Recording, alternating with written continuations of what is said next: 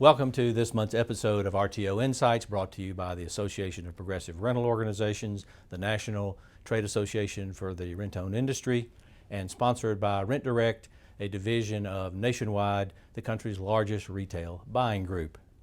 The topic for this month's episode is RTO in D.C. Those of you who follow the industry closely and its politics know that we have been going to Washington since 1980. Rent-owned remains the largest consumer transaction in the country that is not regulated at the federal level, and we have ever been trying to remedy that situation. Early on, industry leaders concluded that they wanted to be in charge of the process as opposed to reacting to attacks. They formed the Trade Association in 1980. They have over the years pushed for various iterations of RTO legislation, sometimes full-blown consumer protection legislation, sometimes just a definition of the transaction to distinguish it from a credit sale under truth in lending. For the industry, the advantage was to get official recognition and to have the attacks against the industry cease. For consumer advocates, the goal was to get additional consumer protections, more information available about the transaction. That's what happened in Minnesota and New Jersey.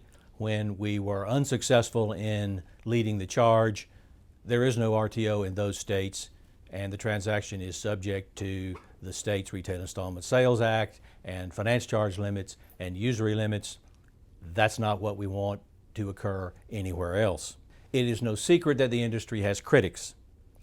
There are some true believers, people who honestly believe there should be no poor people, and by the way, no rich people either. And if they were just in charge, they could accomplish all that by the summer. There are other critics who are not true believers. They're doing it to get a paycheck. Employees of the consumer protection bureaucracy. Their job is to protect consumers from their own follies. They are paid by the government.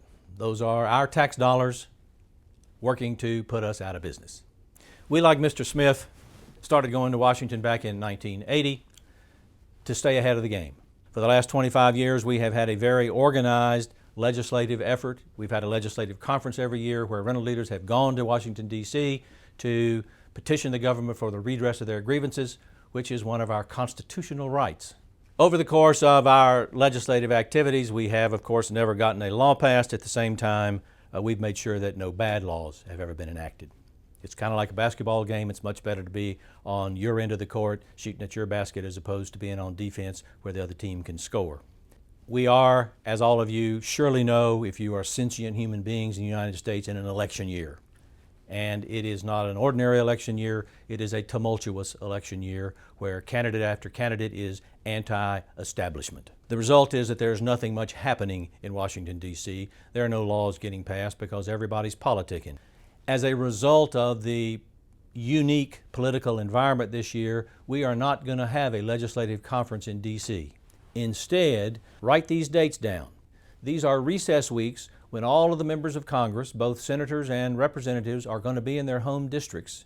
You can call the home district office and hopefully set up meetings in your stores for the members of Congress to come and learn about how you run this business and how it really works. The APRO staff can help you with this process. You need only go to the APRO website, rtohq.org, and click on Legislative Resources. There are instructions for how to set up meetings in your home district with your members of Congress. If you don't know who your members of Congress are, we do. And we'll be happy to provide you that information. We honestly believe that if we can get some of the members into some stores to watch what we do, it will clear up a lot of misunderstanding and confusion about how this business works.